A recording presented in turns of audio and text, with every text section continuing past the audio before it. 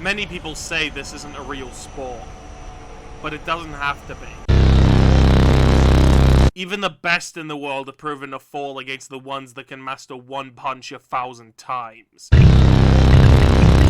These are the cream of the crop in a not-so-familiar world that sees thousands of new faces every single hour.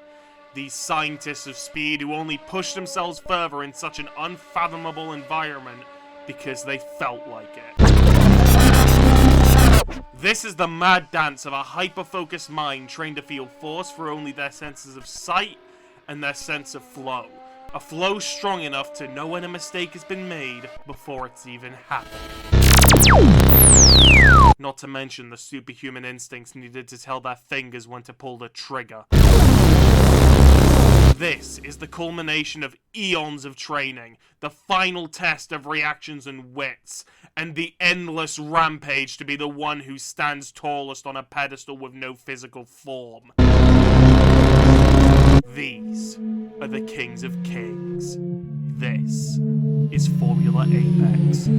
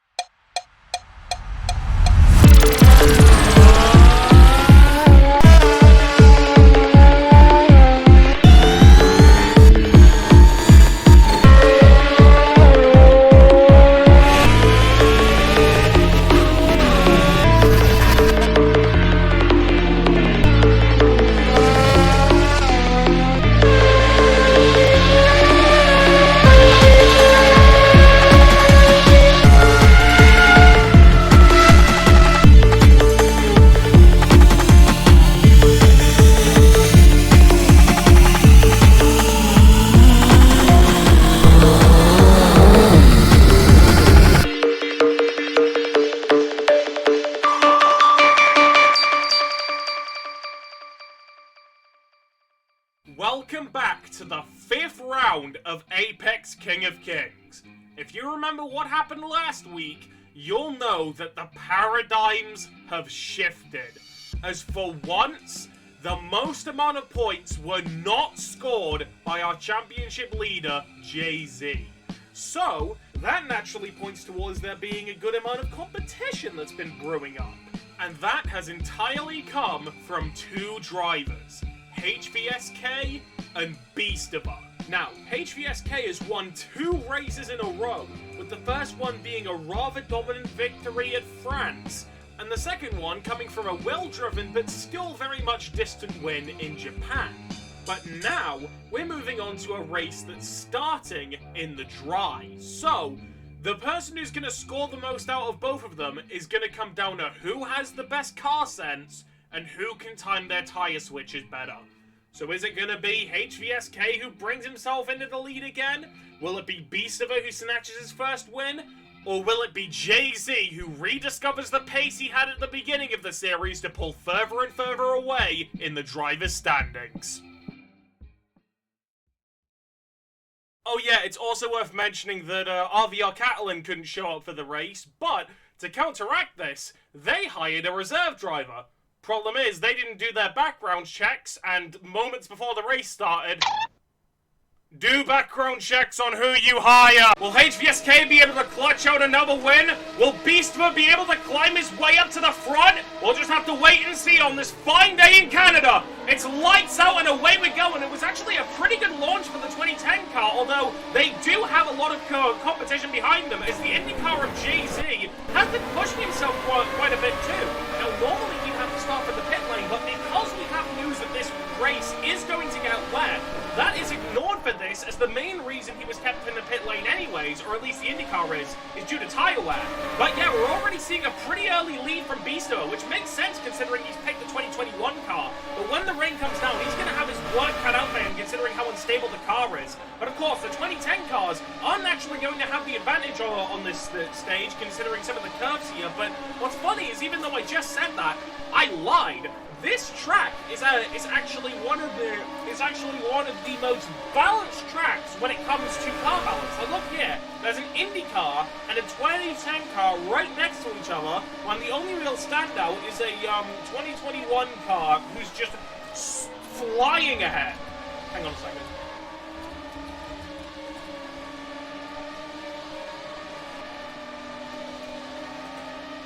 Alright then, HVSK is actually having a really good duel with Jay-Z. He spins it a little bit, but because of the stability of the 2010 car, he's able to keep himself relatively controlled.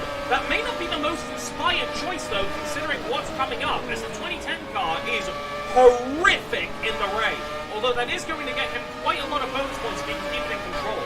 Maybe it's a calculated risk he's going for, and if so, that's a pretty bold choice from him. Grumben also made that decision, and he's currently rolling around in fourth. I'm pretty sure Crumben was the guy who only really used joke cars beforehand, so him going all the way and trying the 2010 car does kind of check out. And Ethan, the home hero, has already lost his front wing. This is a major upset for the guy who really wanted to do well in front of his home crowd. Although it does seem like his fellow countryman Cool Gamer Kid is still going to carry the reins for them. Soviet is also having a pretty bad time, considering he's slipped out quite a lot, although he is trying to do it in a back market to bring back all of the points. Real Immortals? What the hell happened to Real Immortals? How is he already 50 seconds down? I'm going to have to get like a replay on that. Because there's no way I can figure out what happened just now. The duel between HVSK and JC50 is still raging on. Remember, these two are both championship rivals. But JC currently does have the advantage, despite the fact that he's currently a tiny bit behind HVSK, considering that the points for the IndyCar are double. And the reason why is going to become apparent in due time, as even though the track looks bone dry now, that's not going to last. HVSK takes the corner really clean, but they are still about 6 seconds down from Beastover, who I feel was probably very prepared for this kind of race. He knows how difficult it is to drive the 2021 car in the wet, so he's making as much of a gap as he possibly can early on, and I think he's actually going to get pretty close to lapping Real Immortals, which, that is quite a sight, isn't it? Think about it. The farmer team overtaking the sister team by lapping them on lap 4. That really says a lot, doesn't it? Oh no! I think the other one... Both of the home heroes have now lost their front wing! What cruel twist of fate is this? Oh my god! Okay, Crumben seems to be in a very comfortable position considering the gap that they have, but it's all about maintaining it once the rain comes pouring down. Stop the recording! There was something there I didn't catch in the moment. Let me replay it again. That they have, but it's all about maintaining it once the rain comes pouring down. Still didn't catch it? Well, let's go frame by frame.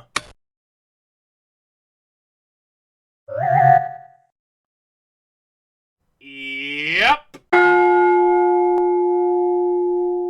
In the moment I thought he crashed because I saw some remnants of the Red Bull driver's wings in the wall, and I mistake that for Jay-Z's wing, but nope, he just lost connection. Now, I and the server decided to vote on a rule after this race ended where if someone disconnects or leaves the race because of something entirely out of their control, then they will still be classified as a finisher, and the order for the disconnecting drivers will sort from who had the disconnection last being prioritized first. So say if there were 8 drivers that finished and then 2 additional drivers who disconnected, then the person who disconnected second would get 9th, and the person who disconnected first would get 10th. So, yeah, just keep that in mind from here. JC50 and HVSK is still raging on, but I feel like... Wait! Oh my god! JC50! JC50's hit the wall! Oh my god! We're only on lap 4, and the championship leader has buried it into the wall! This completely changes the dynamic of the championship! Oh my god! I am amazed that I didn't end up catching that, considering I was looking at someone else, but... Holy shit! action! What pandemonium at the start of this race! We're definitely gonna need to get a POV for that! Oh my fucking god! I didn't expect the tides to turn that much. If HVSK can keep himself relatively controlled, then he's gonna have a huge jump in the standings. And the only person who's really challenging him right now is Beastama, who's going for the win. But he's going to get less bonus points, so it won't necessarily be by that large of an amount. But the real question comes in as, because this was marked as a wet race, when is the rain going to start coming down? Because the track seems bone dry right now. So I'm not entirely sure when it's going to properly start. And just like that, the rain is starting to pour. Lap 7 is... Shut up, past me! Shut up, past me! The rain has started to hammer down, and now the track is already starting to get relatively unstable. But the real question is if it's enough to call for inters, or if it's enough to call for wets. This could be beneficial for one or the other, so it all comes down to who guesses it right. Beastama is keeping himself relatively clean, but there's a lot of questions with how the track has transitioned into the rain, considering that we're now just about reaching the halfway mark, and he stays out on the soft compound tire. An interesting choice for him, because he wants to see if he can hold out for just one more lap. HVSK is about to go across the pit lane. Does he make that same decision? Yes, he does. HVSK still makes the decision to stay out to try and gamble to see what he can go for. And Beastama has naturally taken a massive risk by staying out in the wet. Of course, it is still relatively dry now, but it all comes down to when you decide to make the choice to shift to the tires. That's what this all comes down to. Because remember, even though we can't specifically see a difference within the rain, the drivers can. Like, we can't see the percentage, but the percentages say it all. And like I said, it all comes down to assumption. So, does Beastama box this lap? No, he doesn't. He still tries to stay out on that soft compound tire. To be fair, Winford is a track with really short laps. So him making that decision, very much an interesting gamble from him, because all it takes is one slip for that to backfire. He took it a little bit wide on that curve, so maybe that's an indicator. HSK is going in for the box. He's boxed earlier than Beastama. What compound is he going to go for? Okay, HVSK has made the decision to switch to inters, assuming that the weather is going to stay like this for the majority of it. Again, a pretty bold choice from him. Oh! Almost choked on some popcorn there. But here's something interesting. Ethan has made the decision to go for full wets. It's an interesting time to try and call for them, as we don't know if it's going to start creeping up. Soviet in it spins out on the soft compound tire, so maybe that's an indicator that switching now is the right play. Beastama is definitely going to start thinking about that as the rain is getting heavier and heavier. But this HCSK's gamble to try and go for the inters paid off? We'll just have to wait and see, because none of us know if the track's going to get wetter or if it's going to stay at inters. Beastama makes the decision to box one lap later than HCSK. We're now at the point where it's wet enough to have the DRS disabled, but what does Beastama go for? Beastama goes for inters as well. He's got the decision that HCSK went for just a little bit earlier. But here's the real question. Do they stay out on inters? Do they shift to full wets? Is this track going to get even more drenched than it already is? There's a lot of questions being asked for this, and there's not really any clear-cut answers. Now, the interesting thing is that all of the drivers ahead are going to score some pretty nice bonus points. HCSK, even though he's only in second... Oh, he's starting to slip out already! But that was very well controlled from HCSK over there. If he's recording that, I'd love to see his main POV, because that was beautiful.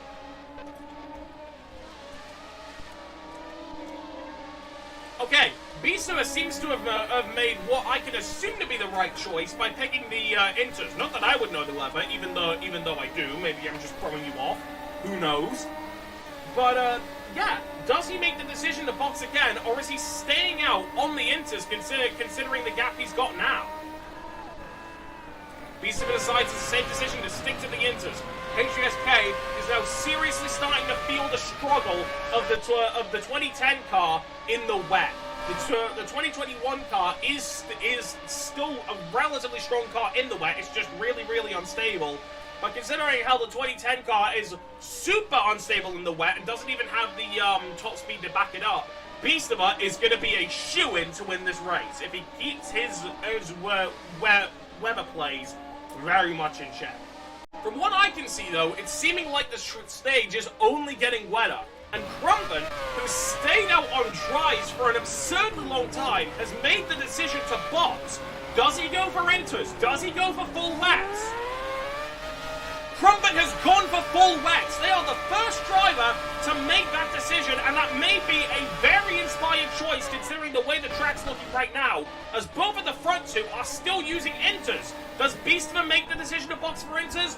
I mean, no, he doesn't make the decision to switch to wets yet. He's still staying out on the intermediate compound. That may be a very inspired choice from Crumpin if he can keep those wet tires in good shape. But of course, he's using a car that can't really nurse itself that well in the wet. He is still a relative shoo-in to stay on the podium. But the real question is if he can make up the gap. HGSK spins out! HGSK is spun out once again, and that gives Beastimer far more room to work with. Does HGSK make the decision to box? No, he doesn't. Even after spinning out on that one curve, he still makes the assumption that he should be safe if he stays out on the enters. A very interesting decision from him. Beastimer still keeping things relatively clean, and he also does have the fastest lap, which will give him 2 additional bonus points by the end of this race, equaling out to about 5. That's going to be huge for Beastimer's championship climb on top of HVSK. Both of these two drivers, even if they do seem like they're trying to battle with each other in terms of tyre strategy, both of them are going to win at the end of the day. But looking at the lap times here, it's seeming like Crumpin has actually been having a pretty good time considering the compound he's using, although he does start to wait a few moments, and HGSK spins out once again! If these two mistakes keep piling on top of each other, Crumpin may have enough time to catch up considering how the wet weather is still pouring down at the exact same rate. Inters may not be the correct tyre anymore, and the drivers may have to think about switching. I'm not sure who's going to make the decision first, but it could be a very crucial moment if someone decides to go for it earlier. I mean, yeah, that's what Crumpin did, and Crumpin is keeping the car very stable, so maybe they are the right decision. And HGSK assumes so as well, as he's going to box for wets on top of that. And the real question is that going to put him behind Crumpin? He has a lot of room to try and keep himself ahead, but Crumpin isn't too far behind. And HGSK sticks ahead of Crumpin, although Crumpin does still get very close, only about a corner away. Beastimer is almost a full lap ahead, but does he make the decision to go for full wets? Yes, he does. Beastimer has decided that it's time to shift over, and I think with that decision, he's probably got himself in a clear enough position to stay ahead of the pack until the end of the race. Not the best box from Beastimer, though. It was a little bit unsteady, but he has the time to burn. Now we're at the point where the top 3 are all on full wets, and the real battle here is between Crumpin and HVSK. Who's going to make the major mistake that will give up their position? Because think about this. Crumpin may be about 8 or so seconds or 12 seconds away from HGSK, but it only takes one major mistake for that to turn into like 4. And then from there, you can really make a move.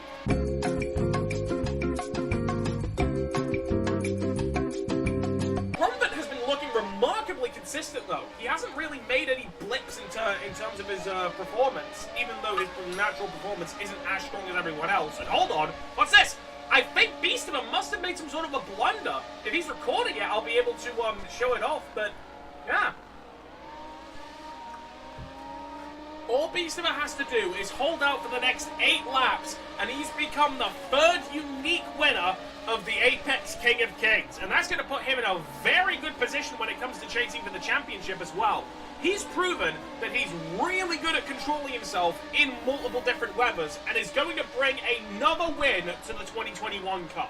Okay, flicking through the rest of the field, Real Immortals, who had a horrible start, as you can tell from him being all the way back in like 9th, has been able to climb his way back up to 5th, so very well indeed from him. cool gimmick, and despite losing a wing really early on, just by going over to finish the race, is going to be 4th place overall, which essentially locks out the podium considering the gaps between everyone. I still can't believe we lost Jay-Z so early on, because think about it. This is going to be a nuke to his championship lead. And even though the person who's closest to him isn't going to get any closer, considering Catalan's reserve just died, and at the worst possible time as well. Yeah, it's brilliant news for HVSK and Beastama, as I'm pretty sure this additional burst of points is going to bring HVSK into the top 3. I'm not too sure about that, so don't quote me on that. Beastama, though, is still looking very consistent in terms of his pace. So if he can keep this up, he's a shoo-in for the race win. The gap between HVSK and Controln't has slowly started to increase more and more, and I feel like at this point, the positions for the end of the race are locked in. Well, unless someone makes a blunder, which is mainly what we're watching out for. Oh yeah, I might as well clarify something as well. In one of my earliest races, I made it clear that even though I was thinking about giving 1 additional bonus point for lapping every driver, I decided against it, and by that I mean the poll said no.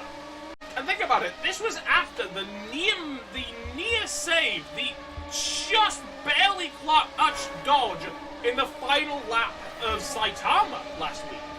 Yeah, if this happened back-to-back with mistakes from Jay-Z, then I don't think he'd be leading the championship right now. That near miss is the only reason why Jay-Z is probably still in a decent spot, but this right here proves that the championship leader is not invincible. Hang on a minute, I just realized something. Considering there's only 5 laps to go in this race, could Beastama catch up to 2nd place soon enough to do the first full field lap of Apex King of Kings? I'm not sure if he's got enough time to do it, but if he does it, that will be incredible. Beastama has been given the opportunity of a lifetime. He takes the curve very cleanly, considering the instability of the 2021 car. And he takes a beautiful curve through there, just barely missing the track limit of death. Yeah, I think I'm just going to cut these parts of no speaking out of the highlights, just so... Hold on! Did you see how much carnage there was at that corner? Hold on, I'm going to go into free camera mode just so I can show that. Shit, I'll have to blur that. Okay, hang on.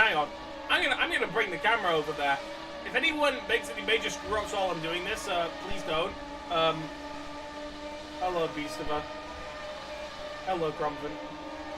But, yeah, if we take the camera and then bring it to that one spot, here's a fun fact. If you hold 2 buttons at once, then you get 2 buttons worth of acceleration. This is quicker than just doing one way, but still, the drone is slow as hell. Please, if you could make a button which makes the drone move quicker, that would be fantastic. I have missed so many good shots because of that, but, like, if we go to this corner and then bring the camera here, look at the carnage! Look at the absolute carnage on this one corner! There's a wing over there, wing over there, wing over there, wing over there, wing over there, and then, wing over there, too! Oh my god, and then I think there's probably some remains of the IndyCar as well, so, yeah. That's total chaos. Okay, there's only about 3 laps to go. Soviet, and it cuts a lot of track limits, but considering how... And Even Gaming crashes! Even Gaming has crashed! And that means that Soviet, and it actually jumps up to 6. He's pretty much just been not crashing this entire race, and that is actually going to play pretty nicely into his hands, considering that he's got a decent chunk of bonus points if he can finish the... Did I speak too soon? Oh, he just about recovers it. Look at that near miss right there. Soviet in it, protecting his few points he's going to claim from this with his life. Hang on a second. Beeson is getting very close to HVSK. I think he may end up lapping him as well. And there's no bonus points that are given for this because the community voted against that. But if he ends up doing that, think about how much pride is on the line for Beastama right now.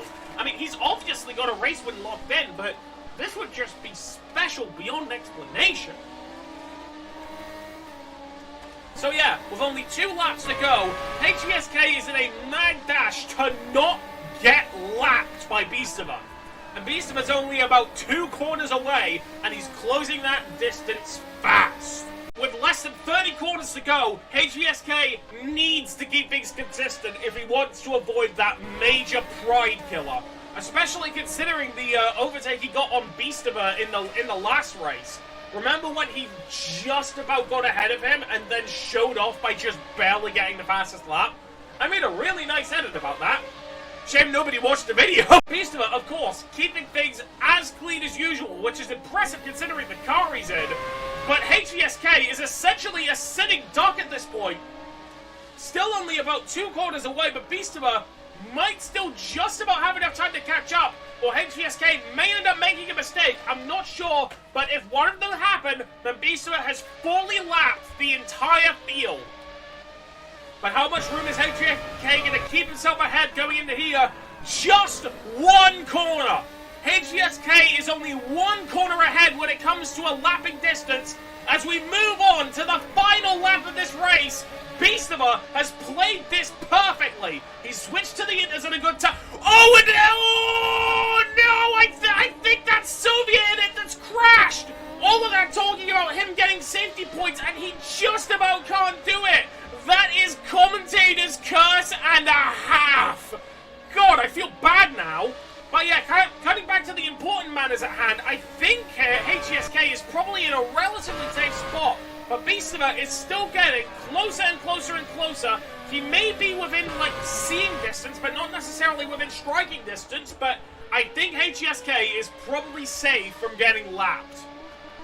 But still, let's reflect on this. We went in seeing if Jay-Z could keep a relatively consistent lead in the championship, but then he crashes out in only the earliest laps by using the most unstable car on a relatively unstable track. And now, we all expected HGSK to dash ahead, but we've got a new winner, a new wet race winner, and a new top scorer as Beastimer wins the Canadian Grand Prix, and he wins it by nearly an entire lap. Actually, wait, what the hell did I say about top scoring? I need to think about what I say more. HGSK, when he crosses the line, is going to come in second. It's not a race win, but he's going to get a lot of points to catch up to the championship leader, considering that Jay-Z didn't even finish.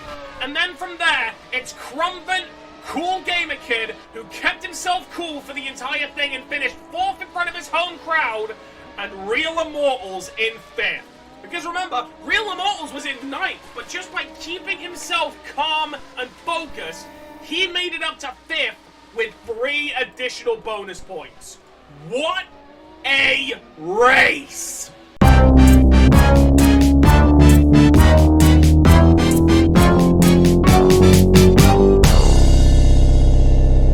I don't think anybody was expecting this. The championship leader didn't even make it a quarter of the way through the race before disconnecting from the game. It was something entirely out of their control, but thanks to the rule that I discussed with the Discord after the race ended, he wasn't completely dry on points. However, considering that the highest scorer for this race scored 30 compared to his measly 6, it was far from ideal. The only good news for Jay-Z is that despite all of this, he did still extend his lead in the Drivers' Championship, but just by a tiny bit, and mainly because the leader for the Drivers' Championship didn't show up and got overtaken a couple times over by some of the high scorers for this race. So, even though he got more distance in the Drivers' Championship, it was far from good news for Jay-Z. Meanwhile, it was an incredible result from Beastimer, who seems to be employing the same thing that HVSK was saying by going for the 2021 car regardless of the bonuses it got them and nearly lapping the entire field. This may be the meta if the drivers can figure out a way to use these on the more unstable tracks, but again, we'll just have to wait and see.